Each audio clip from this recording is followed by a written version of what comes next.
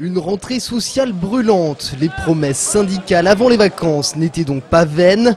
Salariés du privé ou du public, jeunes ou retraités, tous ont répondu présent. Je pense qu'avec les manifestants d'aujourd'hui et les appels à la grève tels qu'on les a eus un 7 septembre, tout début de la rentrée, qui est exceptionnel.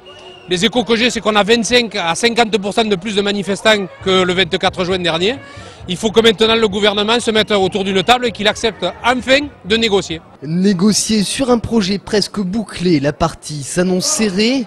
Pour la première fois depuis le début de ce mouvement, Force ouvrière faisait cortège commun. Mais le syndicat compte bien faire entendre sa petite musique. On n'est pas dans l'intersyndicale puisque l'intersyndicale a refusé notre mot d'ordre du retrait du projet gouvernemental. Donc on continue, comme à toutes les manifestations, à défiler avec notre mot d'ordre. Le retrait pur et simple de la réforme, on l'aura compris.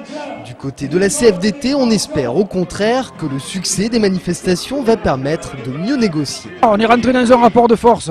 Il ne se gagne pas toujours forcément tout de suite, mais on n'est pas parti pour le perdre. Je crois que les gens sont là et ont envie de continuer à se bagarrer pour faire valoir leurs droits, pour faire valoir un droit juste et une retraite équitable.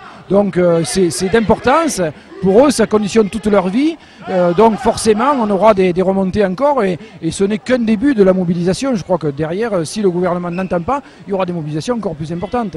Le temps presse, le gouvernement a prévu de voter solennellement en première lecture la réforme à l'Assemblée nationale dans 8 jours à peine, le mercredi 15 septembre.